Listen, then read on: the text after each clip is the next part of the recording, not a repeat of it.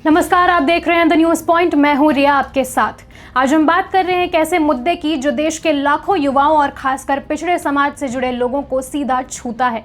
आप नेता और राज्यसभा सांसद संजय सिंह ने यूपी की योगी सरकार पर बड़ा आरोप लगाया है। लेकिन उत्तर प्रदेश के अंदर घोटाले पे घोटाला, घोटाले पे घोटाला, भर्तियों में घोटाला लगातार हो रहा है। अब पहले पूरा मामला समझिए। संजय सिंह ने प्रेस कॉन्फ्रेंस करके कहा कि यूपी की कई सरकारी भर्तियों में ओबीसी, एससी और एसटी उम्मीदवारों के लिए आरक्षित सीटों पर जनरल कैटेगरी के लोगों को भर दिया गया है, यानी जिनके लिए वो सीट रिजर्व थी वो उन्हें दी ही नहीं गई।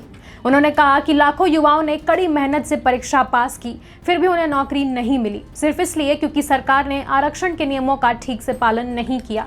उन्होंने कहा कि योगी सरकार संविधान और आरक्षण की खुलकर अनदेखी कर रही है। नौकरियां जो आरक्षित वर्गों के लिए है वो जानबूझकर सवर्णों को दे दी जा रही है। उन्होंने इसको भर्ती घोटाला करार देते हुए कहा कि सरकार का मकसद साफ है, आरक्षण को खत्म करना और सामाजिक न्याय को पीछे धकेलना। संजय सिंह ने इस बात को साबित करने के लिए 2 ताजा भर्तियों का उदाहरण भी दिए। एक भर्ती हुई कृषि विश्वविद्यालय बांदा में, उसमें ये जो आंकड़ा लिखा हुआ है, इसमें 11 ठाकुर, 2 जनरल कास्ट, 2 पीडीए। फिर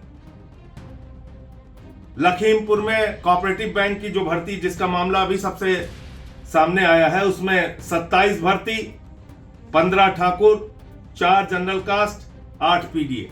अब सोचिए, जब आरक्षित सीटों पर भी सवर्णों को ही रखा जा रहा है तो फिर संविधान का क्या मतलब रह गया। उन्होंने 59,000 शिक्षक भर्ती का जिक्र किया और कहा कि इसमें बड़े पैमाने पर गड़बड़ियां हुई हैं। पेपर लीक के आरोप भी सामने आए, लेकिन सरकार ने कोई ठोस एक्शन नहीं लिया। कई उम्मीदवार ऐसे हैं जिन्होंने मेरिट में जगह बनाई थी, आरक्षण का फायदा मिलना चाहिए था, लेकिन उन्हें नौकरी नहीं मिली। वहीं दूसरी तरफ ऐसे लोग चुन लिए गए जो जनरल कैटेगरी के थे और वो सीट रिजर्व थी। सरकार की तरफ से इस पर अभी तक कोई साफ बयान सामने नहीं आया है, लेकिन जो अफसर या विभाग जुड़े हैं वो कह रहे हैं कि सभी भर्तियां नियमों के मुताबिक की गई हैं। अगर कोई शिकायत है तो जांच की जाएगी।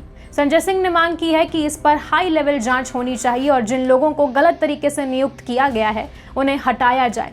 इतना ही नहीं, संजय सिंह ने भाजपा पर भी तीखा हमला किया। इसलिए मैं बार बार कहता हूं, भारतीय जनता पार्टी और आरएसएस वो संगठन है जो इस देश में संविधान को भी खत्म करेगी और आरक्षण की व्यवस्था को भी खत्म करेगी। ये एक नहीं 100 बार मैं कहता हूं और 100 बार मैं आगे भी दोहराऊंगा। ये आरक्षण की व्यवस्था को पूरी तरीके से समाप्त करना चाहते पूरे देश के अंदर।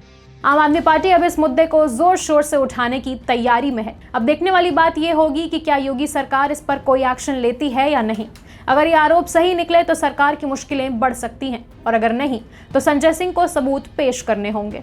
आरक्षण कोई मेहरबानी नहीं है, ये संविधान से मिला हक है। अगर उसे छीनने की कोशिश होती है तो विरोध भी जरूरी है। बड़ा सवाल यह है कि क्या यूपी में वाकई आरक्षण का हनन हो रहा है? क्या ये आवाज संसद से सड़कों तक जाएगी या फिर ये मामला भी धीरे धीरे ठंडा पड़ जाएगा?